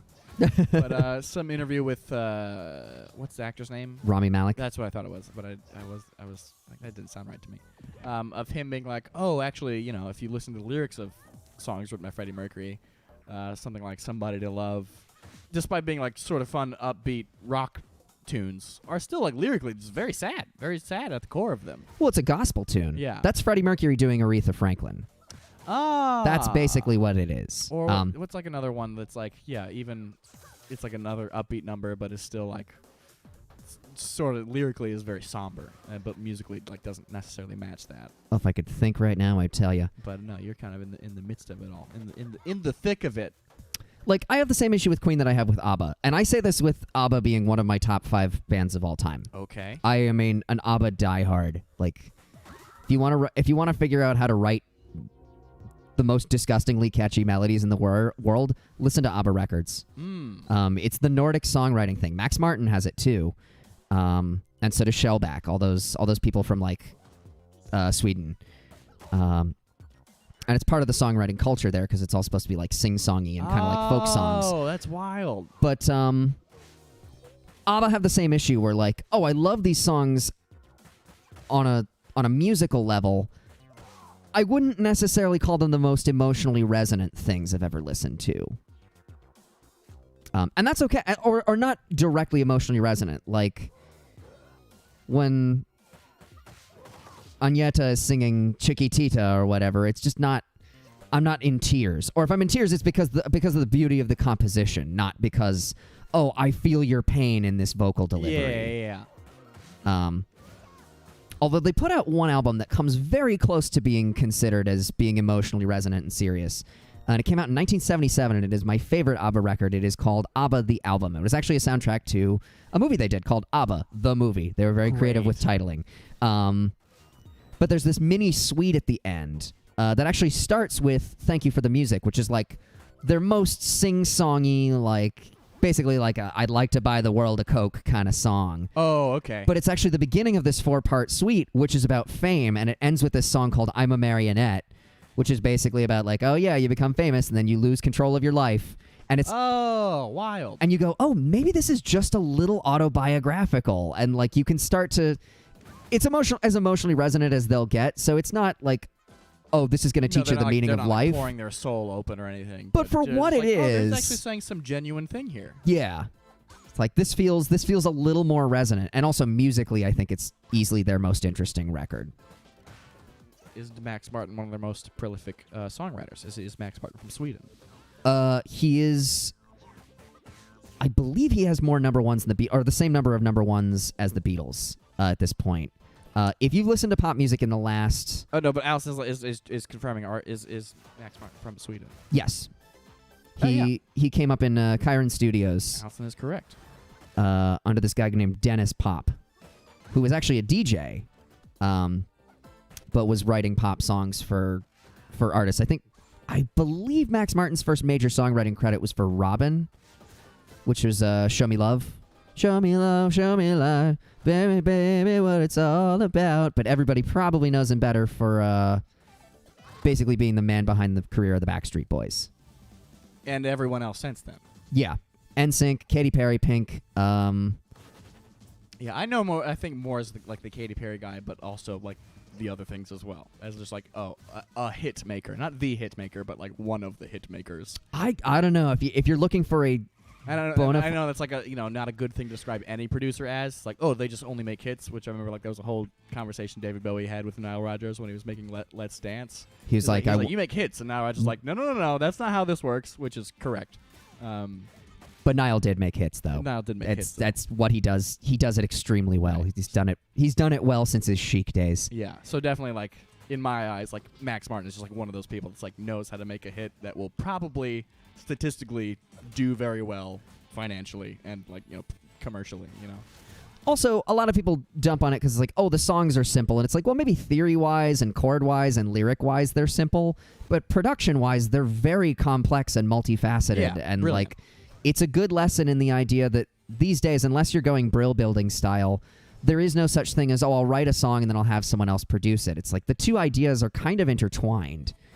Like Roar, or what's a good example? California Girls by Katy Perry would not work nearly as well as it does were it not for the production elements. Yeah, okay. Same thing with a lot of this record. Backstreet Boys, same thing. A lot of it is very specific in terms of the vocal delivery, in terms of the phrasing, in terms of the little background elements that really make it, little synths and fills, things that you can only really do in the age of Pro Tools. If you're the Eagles, you can't just have one full track dedicated to Joe Walsh playing 3 notes on the guitar. It's like, well, that's tape. You're wasting tape, yeah. Yeah, we only have so many tracks. You can't waste them. There's got to be a fully fleshed out part. Otherwise, we're wasting money and time. Freddie Mercury, power up! Yeah, speaking of Queen. So I thought Boss Rush was like you skipped around to the different stages, but no, it's just like they all happen all at once on the same stage. Yeah. And you last as long as you can. Oh, that's fun. Which is why I was like, oh, this is low commitment. It's like we don't even have to change stages. It'll just... That's terrific. Yeah, Allison has said, boom, yeah, she is stunting on him with that knowledge of who is and who isn't from Sweden. And Max Martin's the one we can still like, right? Yes, Dr. Luke is the douchebag. I get them confused often. Because Dr. Luke was his... Because I know Dr. Luke also is one of like... A contemporary with Max Martin, and B, also just one of the hit makers of like the past 10 years. He's a little younger, actually. Max Martin is from the 90s. Dr. Luke didn't really come to prominence until the 2010s. Ah. So, and Max Martin would work with him more so because, like, Max is a good, he's... When he won the Polar Prize back in 2014, I think it was, you can tell I'm a big Max Martin fan, so I know all of his accolades. But he won the Polar Prize for songwriting back in the like mid-2010s. And he was talking about, you have all this spurt of big hits with like the Backstreet Boys and Britney Spears, And when your songs stop being hits, you go, no, the public is wrong. I'm still doing this right. And he was going, no, but you have to learn to believe, depending on where you are and how you're doing things, you have to learn to believe in the power of the team and like people who can bring knowledge to it that you don't have. So like beat making was not, really his strong suit. So in the early 2010s, when it became a new kind of dance pop, almost like a neo-disco sort of sound, and a more guitar-based sound. You'll notice that, too, because Dr. Luke, douchebag, but incredibly talented guitarist. He was the guitarist in the Saturday Night Live band. Oh, this I did not know. Yeah, which is why the horns on Katy Perry's birthday sound as good as they are, or as they do, because those are the Saturday Night Live horns. Lenny Pickett! Yeah, that's Lenny Pickett and his horn section on Birthday by Katy Perry. Listen to it. They're there, and they sound really good. I love Birthday. That is actually my favorite Katy Perry song because it's so dumb. And it's so great, and the hook is delicious. And it's very guitar-based, which you can tell. Like, oh, this was co-produced with Dr. Luke, because Max Martin is a keyboard player, not a guitar player. So the harmony works differently, and the voicing works differently, and the rhythmic function works differently. Whereas in a straight Max Martin production, something like I Want It That Way, like a Backstreet Boys song, the rhythm comes from the synths, whereas the rhythm is more percussive and sometimes more guitar-based with the co-productions with Dr. Luke. Interesting. Yeah. Exciting. Yeah. Sorry, what was the question? I don't know. I asked which one could we like still, and then we just discussed both the works of Max Martin and Dr. Luke. Yes, Max Martin is the one who is still, you can still like him. He's good. Hasn't ever hurt anybody. Jake, I would love to hear one final roast from Imagine Dragons as we seemingly wrap up this final boss fight series. Although there's some turkey, so you could come back. There's a chance for a comeback. Oh, I'm not dead yet. No, yeah. Even though, again, we support whatever music you like, please don't take any of our hot takes the wrong way. What you appreciate is valid as long as you don't hate anyone actually. And are not hurting anybody. As long as you recognize it's all music and it's art and therefore subjective. And stupid. Music is very stupid. Yeah, that too, especially if you're trying to make it for a living. Don't do that. It's a bad idea. That's a fool's errand. But with that said, yeah, Jake, hit us with another sick Imagine Dragons burn. Because those were very fun the last time. I'm not going to lie. They were one of my favorite parts of this game. Make them dragons want to retire, man. Thank you. That's a reference to the Bruno Mars. Oh, yeah. Nobody ever remembers the lyrics to Uptown Funk. I was thinking about this the other day. It's like, going through this in my head, what are the lyrics? And it's a really interesting take on, like, are the lyrics to Uptown Funk important? Yes, but not really. Yeah, yes, but no. My favorite one is even known to give the color red the blues. That is my favorite line of Uptown Funk. That's 24 Karat Magic. Oh, my God, that's right. Case in point. That's not even Uptown Funk. That's why I remember the lyrics, because the lyrics in Uptown Funk don't matter. Yeah, but the lyrics in 24 Karat Magic, very relevant, because they help produce a vibe. No, that's because, thank you. Yeah. Yes, thank you. That was embarrassing, but thank you for correcting me. I needed that slice of humble pie. Oh, it's fine. No one's keeping score. Nobody cares. It's okay. Score. Incidentally, 24 Karat Magic, listened to it from cover to cover the other day. I still love it. It's still so good. Of major pop album, as far as major pop albums of the 2010s go, that's probably my favorite. Ooh, yes. It's very, very good. It knows exactly what it is. It knows exactly what it can do. It knows exactly what it wants to do. It sets out. It does it flawlessly. All the songs are great. And I really got into side two. Like, everybody knows the big hit singles. That's What I Like and 24 Karat Magic. Finesse, yeah. But, like, freaking Too Good to Say Goodbye. He wrote that with Babyface. That's such a good song. And it basically feels like a modern take on Philly soul. And he even actually says, God, what is it? The first line of the chorus is, ain't nobody gonna love you like the way you do. You ain't never gonna find a love like mine. And I'm like, oh, is that a callback to Lou Rawls? It's like, you'll never find another love like mine. Like, that's so awesome. And the guy's so steeped in music and like pop music that he would be smart enough to make that reference. Yeah, he's, not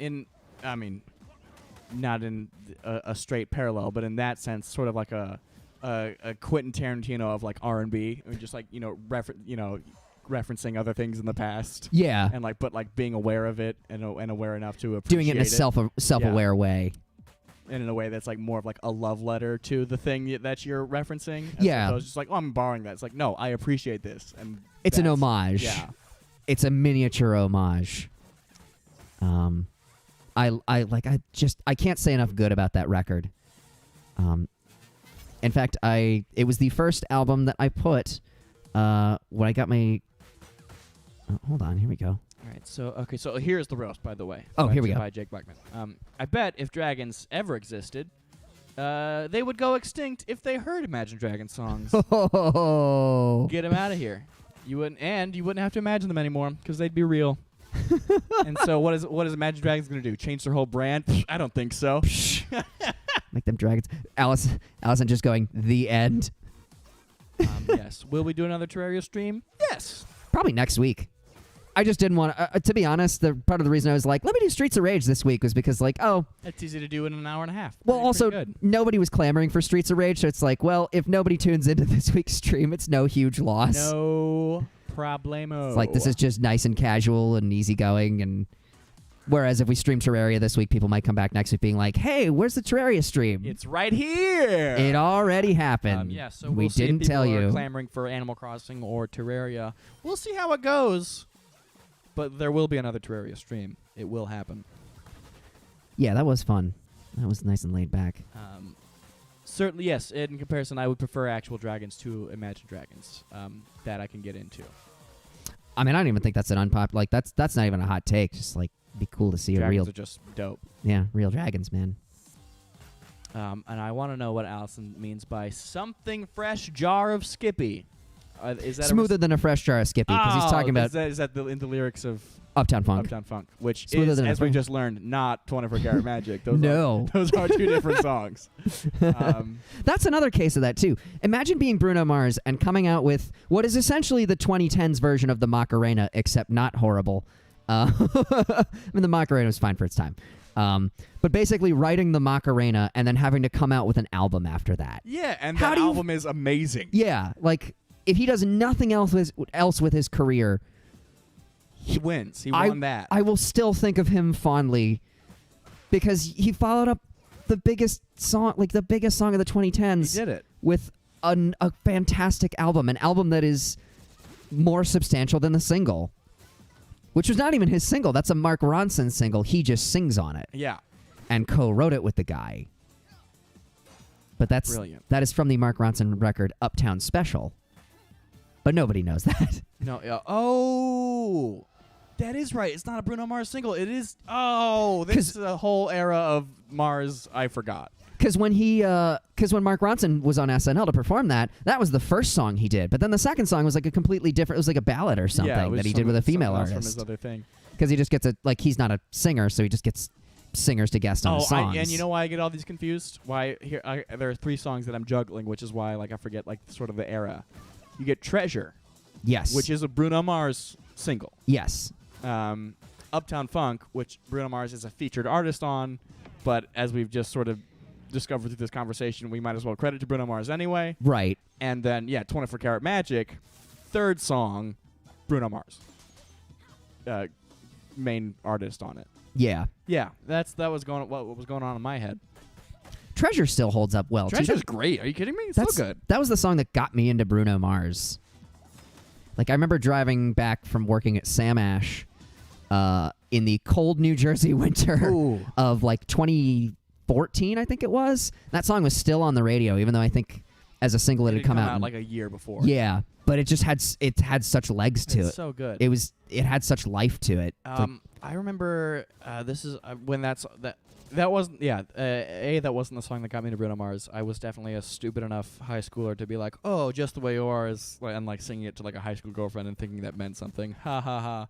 How silly. It's sweet. A sweet moment like that. It's okay. I did that with John Mayer Daughters. Yeah, no problem. Certainly a thing we're all susceptible to, and more power to you if you're fully into that. But so I love Just the Way You Are. But then hearing something like Treasure and being like, oh, we can do just dance pop, dance funk and shit. It's awesome. But we had, at around that time, my family did have Sirius satellite radio in their cars. and there's like a sort of soul and disco and old R&B channel specific. Very good. Even though I realize now XM Radio's selections are limited, like even like one station's playlist is actually gets pretty repetitive pretty quickly if you listen to it more than like a week. You're like, oh, they played this song a couple days ago. Oh yeah. And so there's really not that much variety. So Well, it's also geared at older people, and like, at least with a lot of boomers. Yeah. And there's nothing wrong with this necessarily. Like, they don't necessarily want to hear new stuff. What they want is to hear consistent stuff. Yeah. In a time before streaming, before the algorithm on Spotify could go, oh, you listen to the Rolling Stones? Here are the Eagles. Yeah, It's like, but unlike sort of like the way like either Pandora or like Spotify Radio works, where it's like, oh, we're listening. Here's Otis Redding's Dock of the Bay, or If You Don't Know Me by Now by Harold Melvin the Blue Notes, or sort of Lou Rawls. You'll never find another love. If you go on like a Pandora station and play that song, or a Spotify Radio and play that song, you'll go far enough down a rabbit hole that like there's enough new things presented, or songs that are adjacent, but there's like a lot of them. Whereas on XM Radio, the curated playlists run out relatively quickly. Like, it's not going like but like, that's enough of that. Anyway, back to the top of the list, and you hear that same song again like 2 days later. right, yeah. It doesn't take them long to cycle through it. Or like when I had the trial for XM Radio, I was using it and would go to songs or go to a certain station and really just live on in between like the same two stations.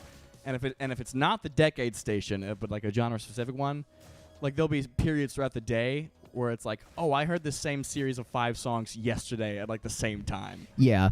So they have a lot of that going on. It's all the problems with contemporary radio playlisting, but just you pay for it. But you pay for it. There's no ads. So that was unfortunate. It is, but it's nice though that it gets genre specific and you get like that whole thing going for you. Also, I just beat Boss Rush. Hey! Oh, see, I was wondering if this ended or not. With like the lowest score possible. Yeah. But I was gonna say I had discovered using while Treasure was becoming popular, and we had XM Radio, a song called "Lady" by the Commodores. The Commodores? Yeah, Commodores. I was like, oh, the hook is the same. It's the same chorus. I guess For at least the first half of it. Oh, the 2-note It's thing. the same 2 notes and like the exact same rhythm and groove. That's okay. A lot of Treasure is the same as Baby I'm Yours by Oh no! Breakbot. Again, in the same way, like 24 Karat Magic is like that Quentin Tarantino. I was like, oh, it's all homage. Yeah. Treasure, I realized like, oh, this might be that, because I think, and in hindsight, I think it could be, where it's like, yeah, Treasure, lady, That you is build me up when I'm down. It's listen to them, guys. I'm not crazy. Please, as soon as we are after the stream, which will be in just a couple minutes, listen to the songs back to back. Your mind will be blown. It will blow your mind. on Dragon Ball Z. On Dragon Ball Z.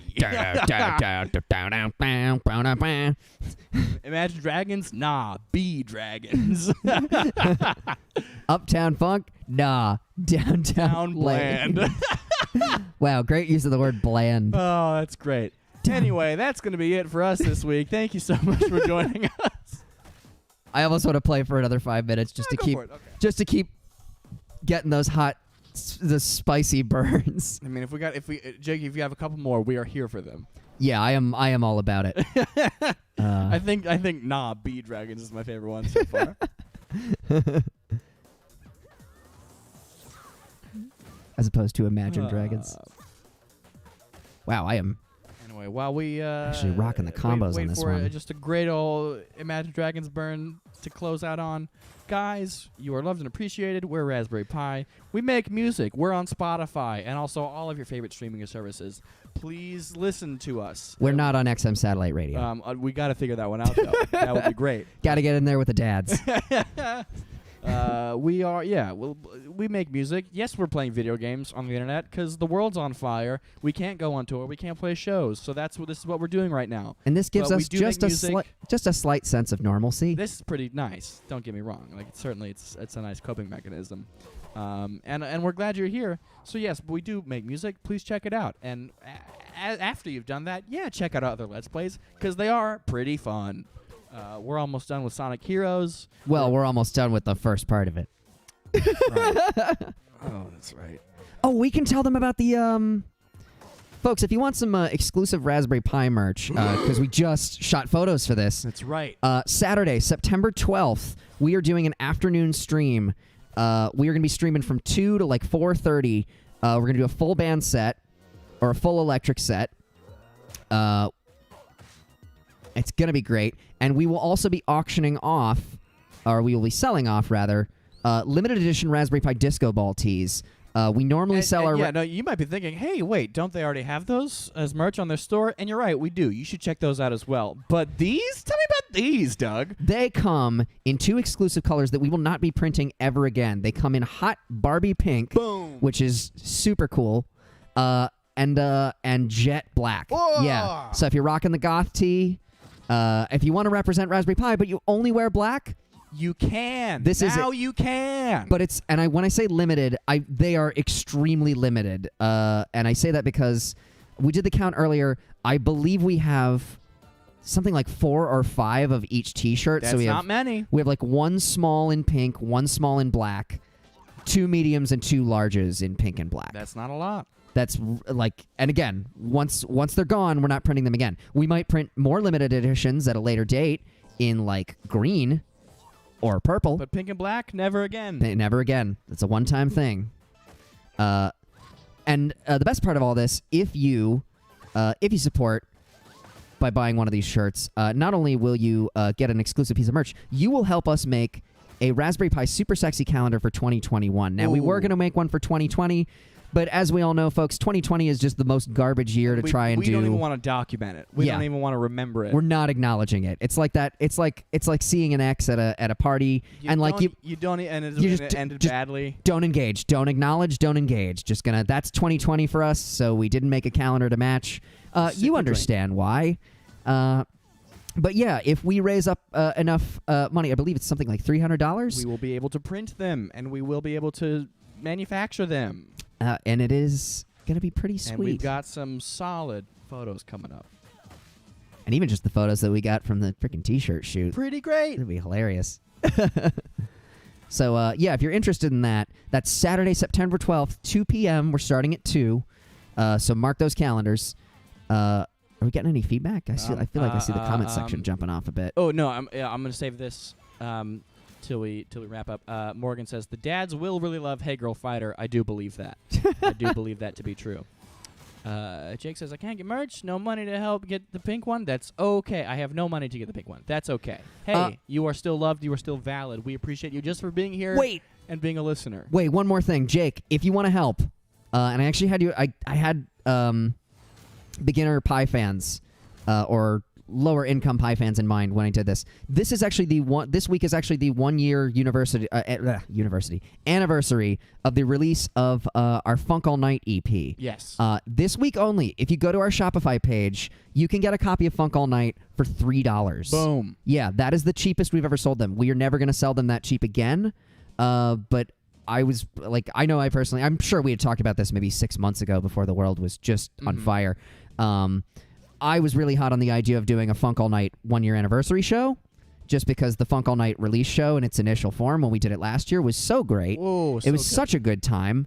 And it'd be fun to revisit that, but we can't do that because live music is not a thing at the moment. So we're doing that by selling the copies physically. $3. For $3. Yeah, you basically pay $2 for shipping. If you have $5, you can get a copy of our album. You can support what we do. And bonus, if you want to get one of our blue Raspberry Pi Disco Ball shirts, if you pair that purchase of a Funk All Night CD with a Raspberry Pi Blue Disco Ball shirt, what happens if you have a couple of things? What happens if you couple them? I'm so glad you asked, Ryan. You get the shirt, which is normally $20, for $15. Oof. Which, so again, for $18, which is less than the price of one of our Disco Ball tees when it's not on sale, you can get not only a Disco Ball tee, but also a copy of Funk All Night. And we'll sign it if you want. Also, the copies of Funk All Night that we're selling are the last of the limited editions. I want to say we have like 10 left. Hell yeah. From our original run of 100. Get them while they're hot. Yeah, so that's it. I'm running down the plug list in my head. We make music. Check. We have merch. Check. It's on sale. Check. Double check. Although we'll also take a card. Hey, okay. That's a bit mean. It's a bit rude. What? I don't know. We got other Let's Plays. Check them out. We have fun. We play video games now because that's all we can do. We'll put out a new video in like a week because Well, we finally finished the touches on the freaking song. Ooh. So we can just put out the loop video for it in a We will week. put up some more covers. Those will be coming soon. We have a Discord. Join our Discord if you haven't already. It's a good time. Good funky friends having good old funky conversations. We share your favorite music with your buds. You can do that on the Discord. That's another thing. We have a Patreon. Guys, you can get stickers. You can join the Raspberry Pi Sticker Club on our Patreon. That's right. We are starting next month. We are giving out chibi stickers made by our funky friend Sam. They're Actually, so good. they they're my are- favorite ones that they're my favorite so far that I haven't even put them on anything yet. They are so cute. That I'm just like hanging on to it. It's just like a collector's item before I stick it on anything. That's you want to hear something really crazy? Tell me. Michelle, who is probably our most financially supportive funky friend. Thank you, Michelle. Thank you so much, Michelle. If you're watching this, we super love you for all your support and just for being a rad person. But yeah, she actually has a Cricut sticker cutter, the machine that we do not have yet. Oh. And she is cutting out the left lane stickers. So they are very tight. Yes. They are very svelte looking.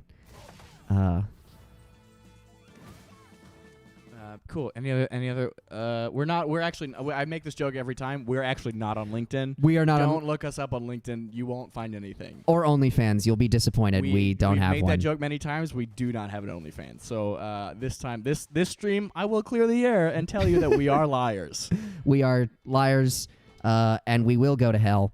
And we will lose this game accordingly. We got what we deserved, which is to say I got what I deserved because, my God, it's hard to commentate and play Streets of Rage at the same time. Oh, that's fun. But, have I missed anything? I think like, comment, subscribe if you haven't already. Oh, yeah. Don't forget to share the videos, like us on Facebook, all that good stuff.